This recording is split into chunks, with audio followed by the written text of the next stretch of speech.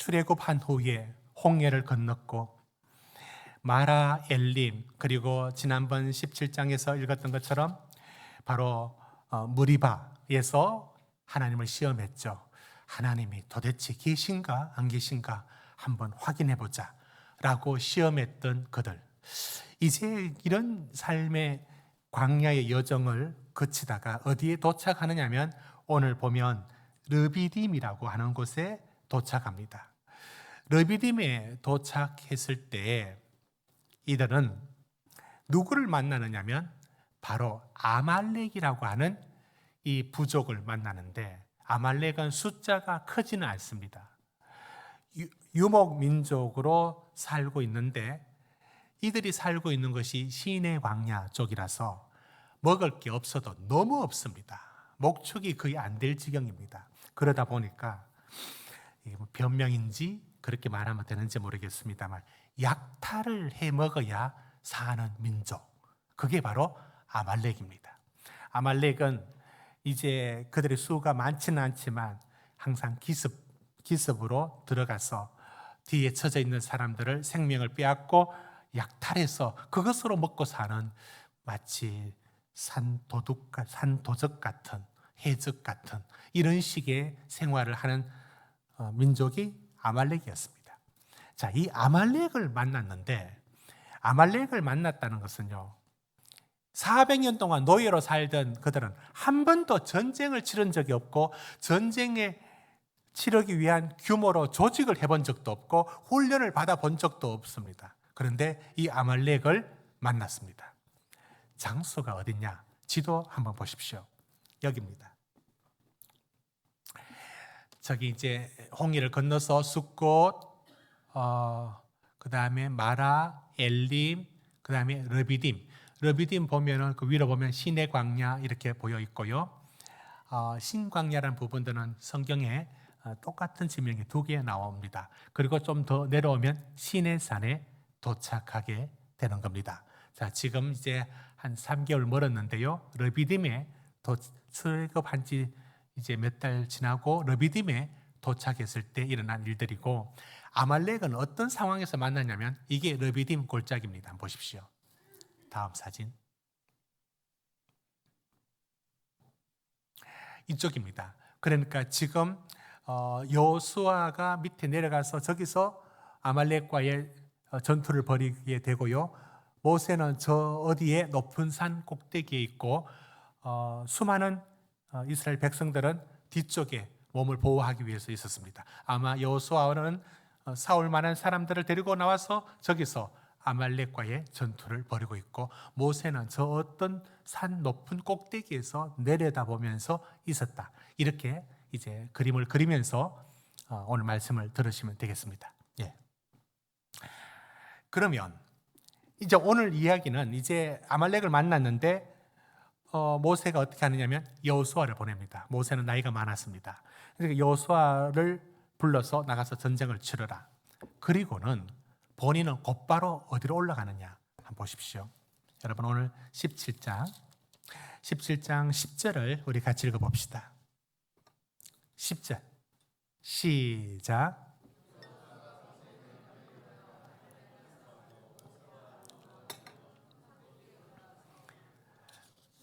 그렇게 해서 이제 바로 자신은 산 꼭대기로 올라갑니다. 그런데 이 산 꼭대기에 올라가서 뭘 하느냐면 이 전쟁에서 이기는 일은 쉽지가 않습니다. 한 번도 전쟁을 치른 적이 없습니다. 자, 그러면 어떻게 이길까? 이 여호수아 보고 밑에서 싸우라고 하고는 본인은 아론하고 후를 데리고 산 꼭대기에 올라가서 손을 높이 듭니다. 그런데 이 이야기는 뭐가 흥미로우냐면 이 전쟁이 여호수아가 얼마나 잘 싸우느냐에 달려 있는 게 아니라 11절에 달려 있습니다. 여러분 11절을 우리 같이 읽어봅시다. 시작. 손을 들면 이스라엘이 이기고 손을 내리면 아멜렉이 이기더니, 여러분 어떻게 전쟁이 모세가 손을 높이 올리면 이기고 힘들어서 내려오면 지고, 그게 여호수아가 아까 그 골짜기 르비딤 골짜기에서 아말렉과의 치열한 전투를 벌이고 있는데 이기고 지는 일이 여호수아에게 이스라엘에게 달린 게 아니라 누구 손에 달려 있느냐면 바로 모세의 손에 달려 있는 겁니다. 그래서 손이 올라가면 이기고 손이 내려오면 아말렉이 이겨버립니다. 이게 오늘 이야기의 중요한 이야기고, 우리가 오늘 본문을 읽고는 아말렉과 전쟁을 했구나 이렇게 넘어가면 안 되고 성경이 무슨 말씀을 하는지를 잘 잡아야 됩니다. 성경이 말씀하는 것은 이 전쟁이 여호수아가 어떻게 했더라 별 관심이 없어요. 별로 안 나와 있습니다. 단지 모세의 손을 높이 들었을 때 이기고 모세의 손이 힘들어서 내려오면 아말렉이 이겨버리는 이 성패가 여기 달렸다는 것이 이 이야기의 핵심입니다.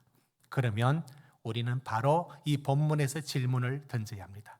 왜 하나님은 첫 번째 그들이 광야에서 만난 이 전쟁에서 왜 모세가 산 꼭대기에 올라갔으며 그의 손에 올라가고 내려감이 성패를 좌우하는 것처럼 보여주셔야 했을까? 그건 무슨 의미가 있을까? 여러분, 저는 여기에 세 가지의 큰 뜻이 있다고 봅니다. 이렇게 질문을 합니다. 왜 손을 들어야 이기게 하셨는가? 여러분은 어떻게 생각하십니까? 여러분, 이게 바로 하나님이 뭘 보여주시기 위한 것임이 틀림없습니다. 여러분, 이들은 지금 이 아말렉을 만난 일은 이들이 세상 말로 운이 없어서 저는 아말렉을 만나서 참 우리가 이런 고생을 하게 됐구나. 여러분, 그렇게 생각할 수 있는데 하나님이 지금 아말렉을 만난 이 일을 뭘 보여주셔야 되느냐면, 여러분, 여기서 끝난 그 르비딤에서의 지금 이 아말렉과의 전투 후에 18장은 이야기가 중간에 에피소드가 들어있는 거고요. 그래서 여정 따라 그대로 읽으면 어디로 가야 되느냐면 19장으로 가야 됩니다. 한번 보십시오. 19장 1절 2절 한번 보십시오. 보면 3개월 지나서 출애굽한 지 시내 광야에 이르는데 아까 지도에서 본 것처럼 르비딤을 떠나 이제 시내 광야에 이르게 됩니다. 그런 후에 이제 20장부터는 전혀 다른 내용이 나오는데요. 하나님의 백성들이 어떻게 살아야 되는지 계명에 대해서 말씀해 주는 율법을 이 시내산에서 받게 됩니다. 무슨 말씀이냐면 하나님은 이들을 불러내어 광야를 지나가게 하시고 마침내 하나님 백성을 만들어서 가나안 땅에 가게 하실 겁니다. 어디로? 가나안 땅으로 간다고요. 그러면 가나안 땅에 가기 전에 일어난 일은 이게 인간이 어떤 우연히 일어난 일이 아니라 하나님이 이 일에 개입할 수밖에 없어요. 여러분 19장 5절 6절 한번 보십시오. 우리 같이 한번 읽읍시다. 19장 5절 6절 시작. 세계가 다 내게 속하였나니 너희가 내 말을 잘 듣고 내 언약을 지키면 너희는 모든 민족 중에서 내 소유가 되겠고 너희가 내게 대하여 제사장 나라가 되며 거룩한 백성이 되리라. 너는 이 말을 이스라엘 자손에게 전할지니라. 하나님은 그들을 거룩한 백성으로 만듭니다. 하나님은 그들을 하나님의 자녀로 선택을 했습니다. 그러면 가나안에 가게 되어 있습니다. 가기 전 아말렉을 르비딤에서 만났습니다. 여러분, 이 일이 갑자기 찾아온 불행이나 사고나 우연히 일어난 일이 아니에요. 하나님은 이 일에 반드시 개입하게 되어 있습니다. 그러니까 이 일을 하나님이 나 아말렉 만난 건 정말 살다가 운이 없어서 그래. 여러분, 우리는 이 아말렉이 영적으로 보면 어떤 것이냐면 아말렉은 숫자가 많지 않는데 기습으로 뒤에 쳐져 있는 사람들을 치고 약탈해가는 그런 식입니다. 그런데 그러니까 이 아말렉을 만난다는 것은 우리 인생에 내가 힘들고 지칠 때, 이럴 때 우리가 가장 약할 때 우리를 넘어지게 하는 것들, 시험 드는 것, 또 질병의 문제, 사고, 경제적인 문제, 이런 일들이 우리한테 다가오는 일들을 아말렉을 만났다 라고 말해도 되겠습니다. 그러니까 아말렉이 유랑하는 유목민족이면서 약탈이 먹고 사는 이들인데, 이들의 이야기를 오늘 모세가 승리하게 되는데, 이 모세가 이 일을 만나는 일을 우리 성도들의 삶의 자리에서는 이런 아말렉들을 만납니다.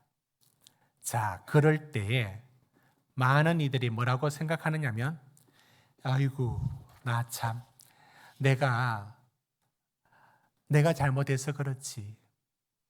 내가 내 몸 관리 못해서 그렇지. 자책을 하거나, 물론 자책할 부분도 있습니다. 그러니까 인간적인 일로만 바라보고 내 일로만 바라보지, 내 인생이 만난 아말렉을 하나님이 이 일을 통해서 무슨 일을 하시겠다라는 기대를 바라보지 못하는 경우가 많습니다. 그 일을 하나님이 하실 일로 보지 못할 일이 적지 않다는 겁니다. 그러면 이제 알 수 있습니다. 모세의 손이 올라가면 그들이 이기고 내려오면 졌습니다. 그 일은 무엇을 보여주느냐면, 이 일은, 이 전쟁은 하나님 내가 하는 거다. 여호수아가 골짜기 내려가서 전투를 벌여야 되고 너희들이 대비를 하고 싸워야 되지. 그러나 이것은 하나님의 손에 달렸다. 이건 내가 싸운다. 내가 너희를 동원하여 내가 이 전쟁을 치른다. 이 핵심 옵니다. 이 일이 하나님이 이 일을 통해서 하실 일이 있다. 여러분 인생에 만난 아말렉을 통하여 하나님 일을 하신다는 거예요. 그게 어떤 불행이라도, 어떤 일이라도. 그 일을 보여주는 게 뭐냐면, 모세의 손이 올라가면 이긴다 라는 것이, 이 일은 하나님 내가 관여하는 일이다를 보여줍니다. 사랑하는 성도 여러분, 우리의 삶에 이 영적으로 적용하자면, 이렇게 다가오는 아말렉을 만날 때 여러분, 이 일이 일단은 인간적인 생각이 많이 들 겁니다. 그러나 이 일을 통하여 하나님이, 내가 하나님께 부름을 안 받았다면, 내가 가나안에 갈 사람이 아니라면 몰라요. 그러나 하나님의 부름을 받은 사람에게는 그 일은 하나님 반드시 개입합니다. 그리고 그 일을 통해서 하실 일이 있습니다. 하실 일이 있다고요. 저는 그것을 보여준다고 생각합니다.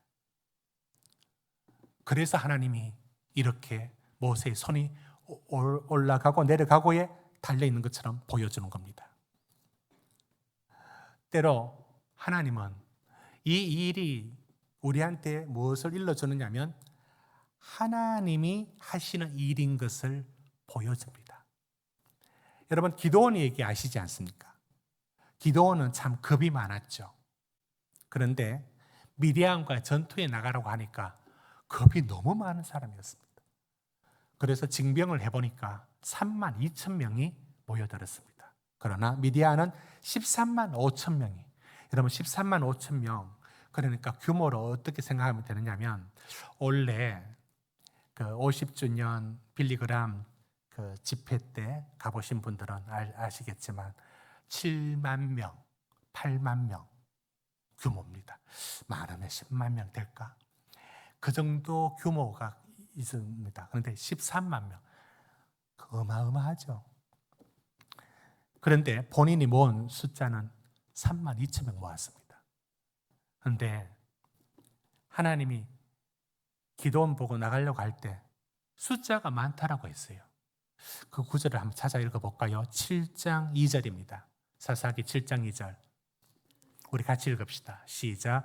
여호와께서 기드온에게 이르시되 너를 쫓은 백성이 너무 많은저 내가 그들의 손에 미디안 사람을 붙이지 아니하리니 이는 이스라엘이 나를 거스려 자긍하기를 내 손이 나를 구원하였다 할까 함이더라.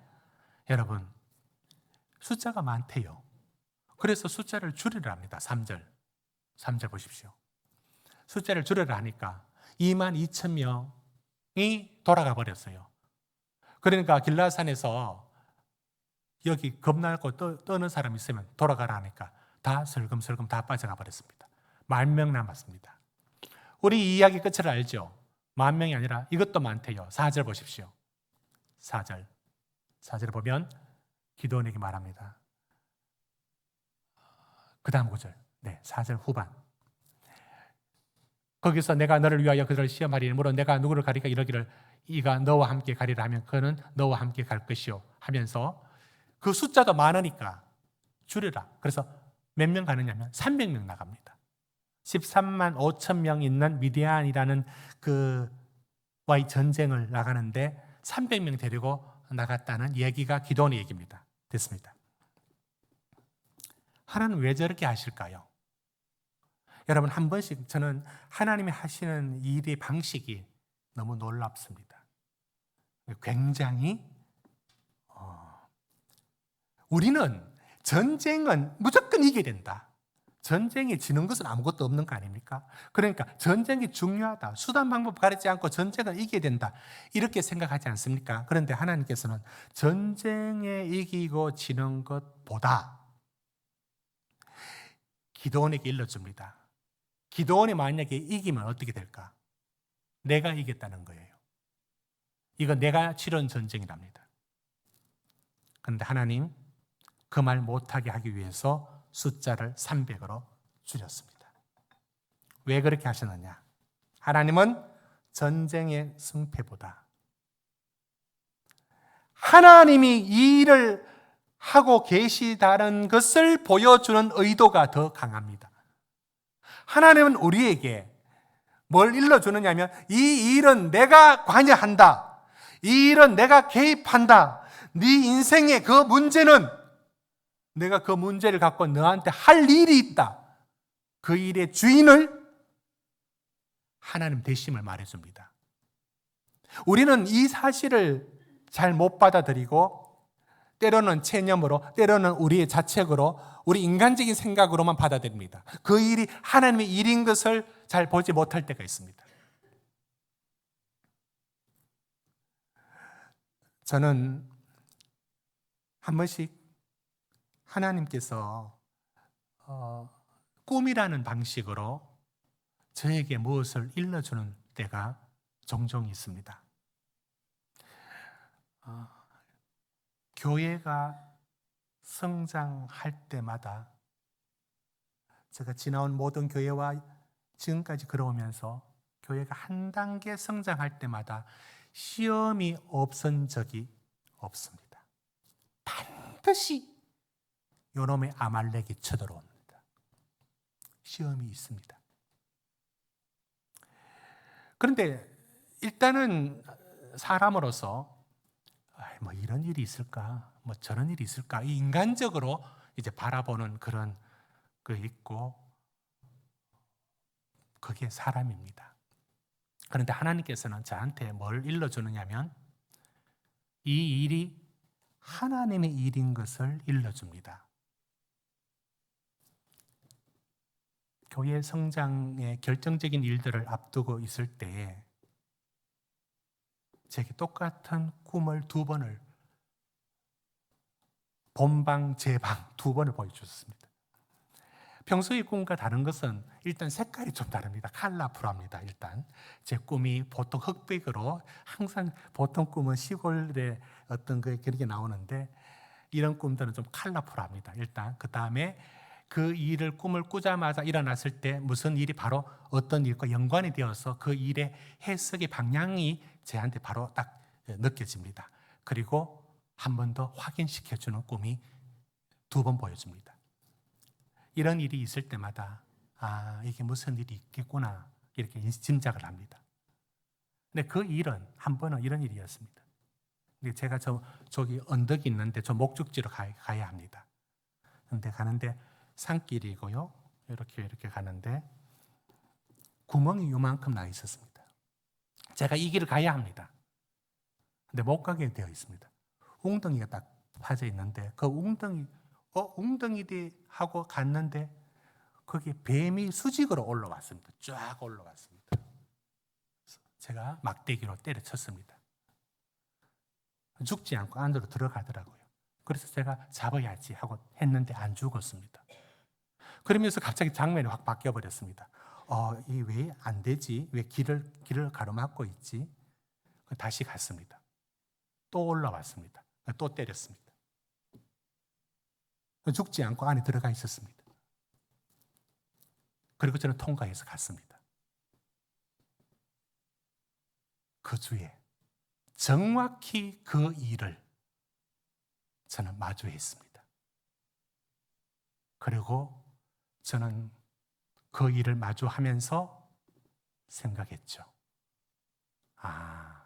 이 일은 하나님이 하시는 일이구나. 사랑하는 성도 여러분, 하나님은 우리에게 일러주십니다. 그 일이 하나님의 일인 것을 사람 바라보지 마라. 사람 바라보지 마라. 그 일의 뒤편에 아말렉이라는 어떤 존재가 이건 믿음으로 바라보고 영적으로 바라보고 혈기로 이기는 게 아니라 믿음으로 이기게 된다. 저는 제 인생의 목회길에 수없이 하나님은 이런 길로 보여주었습니다. 저는 이 일들을 더 신비하게 가져가고 싶지는 않습니다. 여러분 꿈꾸면 꼭 해몽해야 된다 생각할 필요 없고요. 저는 그 꿈을 솔직히 무시해도 된다고 저는 생각합니다. 어떻게 하나님 주신 꿈을 무시해도 되느냐? 아니요. 하나님 알게 하려면 어떻게든 알게 해주십니다. 꿈 해몽 못했다고 애쓸 필요도 없습니다. 저는 분명히 압니다. 메시지는 단순합니다. 복잡하지 않습니다. 젊게 마치듯이 주는 일이 아니에요. 이 일은 하나님이 하시는 일이다를 보여주는 일입니다. 그 메시지를 전해주는 방법은 여러 가지가 있다 하여도 하나님이 관여하고 하나님이 손대는 일이다. 이걸 보여주는 일입니다. 여러분의 인생에서 아말렉을 만났을 때 기억하십시오. 자책하지 마시고 누구 원망하지 마시고 하나님이 이 일을 통해서 하실 일이 있다는 것을 믿음으로 받아주시기를 바랍니다. 두 번째, 저는 모세가 이제 영적인 리더십을 제대로 섰다는 생각이 들었습니다. 어디서? 아니, 여호수아만 전쟁 보내는 게 보통 일반적인 생각 아닙니까? 그런데 본인은 바로 산에 올라가서 손 들었다는 건 기도, 그것이 기도지 뭐겠습니까? 기도한 겁니다. 여러분, 문제를 두고 그 일을 기도로 풀어야 된다는 생각을 마땅히 하는 게 신자가 아니겠습니까? 그런데 적지 않은 성도들이 그렇게 하지 않습니다. 그럼 심층적으로 들어가 보면 뭐가 들어있느냐? 기도 하나 안 하나 다른 게 없더라는 거예요. 내일 많은 거 기도했지만 안 들어주시더라는 거예요. 저는 다시 질문합니다. 그럴 리가 있겠어요? 아니, 하나님이 살아계신다면, 하나님이 우리 아버지시라면 그 자녀가 아버지 살려주세요, 하나님 도와주세요라고 할 때 안 도와준다? 말도 안 되는 소리지. 어떻게 그런 아버지가 어디 계십니까? 하나님이 안 도와주신다고요? 우린 여기서 어떤 부분에서 실패하고 있는지 아십니까? 그 일을 통해서 하나님 일을 하시는데 하나님 기도를 끝까지 붙들고 나가야 합니다. 그래야 그 일이 하나님이 하시는 일인 줄 알게 되고요. 결국은 가장 선한 길에 응답을 주십니다. 엄청 기다리게 하는 것도 있고 거절하는 것도 있겠죠. 그러나 그 일을 통해서 분명히 하나님 하실 일은 행하십니다. 그리고 그 하나님의 선하심은 기도로 문제를 푸는 게 성도가 마땅히 할 바인데, 마태복음 7장 7절 8절은 이렇게 말합니다.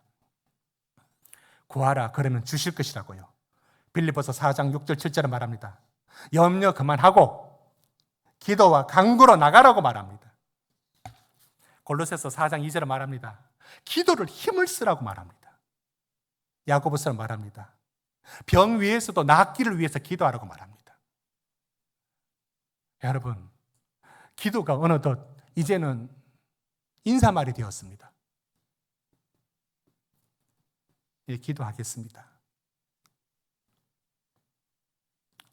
정말 위하여 기도합니까?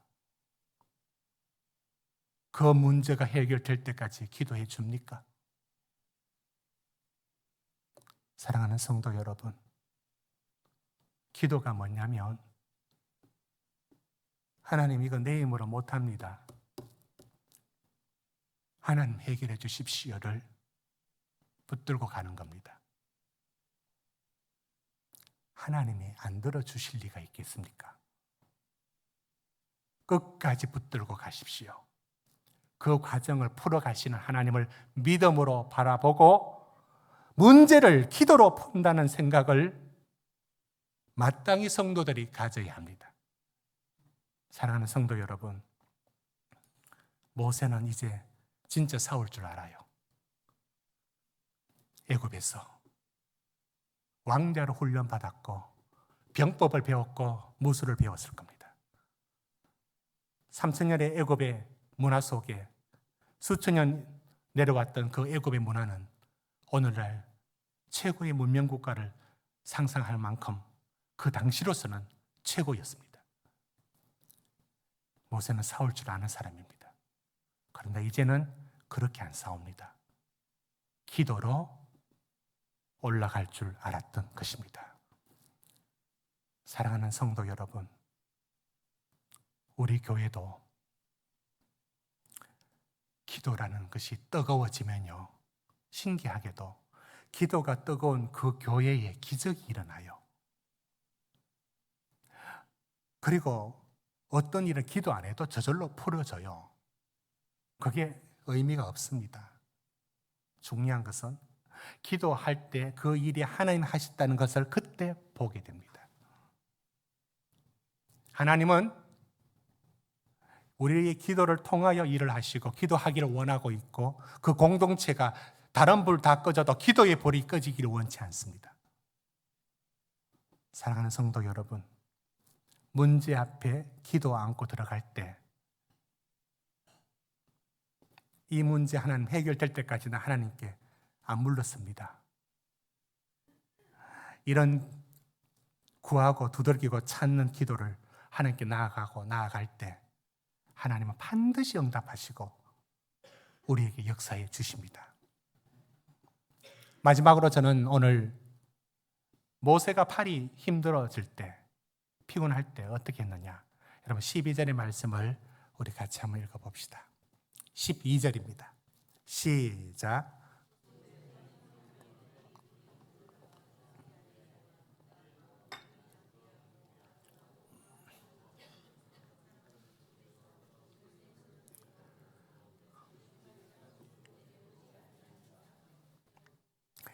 지금 우리가 모세도 피곤해집니다. 그래서 일단 돌에다가 앉힙니다. 그리고는 앉은 자리에서 손을 드는데 왼쪽 오른쪽 아론과 훌이 한쪽 손을 잡고 붙들어주고 있습니다. 참 보기 좋은 모습이죠. 그런데 이 일이 한 번뿐만 아니라 여기서 우리는 우리의 기도에도 기도하도록 도와주는 사람이 필요합니다. 우리는 누군가 위하여 그 사람이 기도의 자리에 서도록 도와줄 사람이 필요합니다. 예수님께서 겟세마네에서 기도하시다가 얼마나 용을 썼는지 왜 용을 썼느냐면 십자가를 끌어안고 이 순잔을 마셔야 합니다. 이걸 받아들이는 과정입니다. 그래서 힘을 쓰다가 못의 혈관이 탁 터져서 눈과 얼굴에 피가 흘렀습니다. 이렇게 기도하는데 같이 올라간 3명의 제자 중 저기 한 30m 떨어진 거리에서 기도하라고 했는데 와보니까 다 졸고 자고 있었습니다. 그래서 나 위해서 기도해 줄 수 없느냐? 내가 죽을 지경이다. 마가복음에 날 위해서 깨어 잠시도 기도할 수 없느냐? 그렇게 힘든 그 자리에 제자들마저도 같이 기도해 주지 못하고 있는 이 모습을 예수님은 안타깝게 생각하셨습니다. 사랑하는 성도 여러분, 부모로서 자녀들에게 줄 수 있는 가장 큰 복은 부모가 자녀에게 줄 수 있는 건 기도입니다. 언제나 평생을 자녀 위해서 기도하는 게 그게 부모입니다. 그 기도를 통해서 하나님은 악한 것이 틈타지 못하게, 흉한 것이 닥치지 못하게 하나님이 우리의 기도를 사용하여 일을 이루어 가십니다. 사랑하는 성도 여러분, 때로는 우리는 누군가의 중보 기도가 필요하고요, 중보적 기도를 필요로 할 때 그 기도자로 설 수 있어야 합니다. 정말 믿는 사람은, 정말 신뢰할 수 있는 사람은 기도를 부탁할 수 있는 사람이에요. 여러분 기도를 부탁합니까? 여러분은 기도를 받아줄 수 있습니까? 여러분은 기도를 해주고 있습니까? 바로 이 부분입니다. 여러분, 서로 기도하는 동역자가 있어야 함께 기도할 수 있고요, 사람이라 엘리야가 지친 것처럼, 모세가 지친 것처럼 우리도 지칩니다. 그때 손잡아주는 일을 하나님은 두고 원하고 계십니다. 여러분, 때로 저는 제 기준에서 이런 생각을 해봅니다. 저를 도와주는 분은 어떤 분일까 생각해 봤습니다. 기도해 주는 분이 가장 저를 적극적으로 제대로 돕는 분이라고 생각합니다. 여러분도 마찬가지일 겁니다. 여러분들 위해서 기도하고 있을 때, 여러분이 저를 위해서 실제적으로 기도를 해줄 때 그게 도움이 됩니다. 다른 어떤 이름으로 하는 일들은 그 일이 실제적으로 여러 도움이 될 수도 있고 안 될 수도 있습니다. 그렇지만 그를 위해서 정말 기도를 한다면 그게 정말로 큰 도움이 됩니다. 사랑하는 성도 여러분, 저는 하나님이 어떻게 일을 이루어 가시는지 그림을 그릴 수 있습니다. 제가 성도님들의 여러 일들을 두고 기도하게 만듭니다. 저는 그게 목사의 자리에 서 있다임을 확인시켜 줍니다. 그리고 그 일을 두고 기도하는 중에 기쁜 소식을 듣고 때로는 실망하기도 하고, 이게 제 삶입니다. 그리고 또 기도합니다. 저는 이게 목회인 것 같습니다. 그와 같이 항종직 여러분들도, 성도님 여러분들도 저의 목회를 돕는다는 것은 저를 위해서 단 한 줄의 1분이라도 저를 위하여 기도해 주는, 그게 저를 돕는, 실제적으로 돕는 일입니다. 어떤 열심을 떨어도 한마디의 기도를 안 해주는 이는 결국은 저한테 도움이 되지가 않다는 것을 알고 있습니다. 저는 저를 위해서 기도해 주는지 안 해주는지를 제 직관으로 알 것 같습니다. 성도님들의 기도로 그 힘으로 살고 있습니다. 우리 속에 기도자가 정말로 필요합니다. 제가 30년 만에 고향교회에서 처음으로 설교를 하고, 작년 얘기입니다, 예배를 드렸습니다. 그때 밴드에 그거를 올렸습니다. 근데 이제 거기 있는 목사님이 이제 올해 내년에 은퇴하시는 목사님이신데, 이제 복도에서 만나서 이제 올라가는 길에 계단이 있었습니다. 근데 거기서 저희 어머니 얘기를 했습니다. 나는 박 목사가 목회 잘할 줄 알았다 하는 거예요. 그래서 잘하긴 뭘 잘합니까? 늘 헤매고 있습니다 하니까 어머니가 한 번도 새벽 기도를 안 빠지고 허리가 아파서 기역자로 걷는데 계단은 기어서 올라왔대요. 제가 그 얘기를 듣고 어머니한테 너무 미안했습니다. 지금껏 살아온 게 허리 90도 꺾어져서 걷지도 못하는 발걸음으로 기어가다시피 계단을 올라가서 기도해 주신 어머니 때문에 지나왔구나를 알게 되었습니다.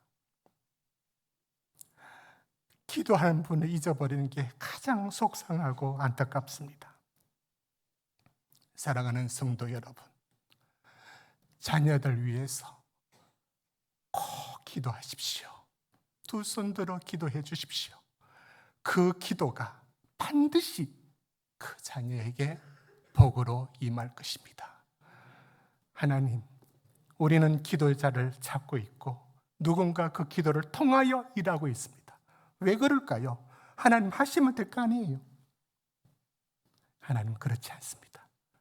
누군가의 기도를 통하여 일을 하시는 겁니다.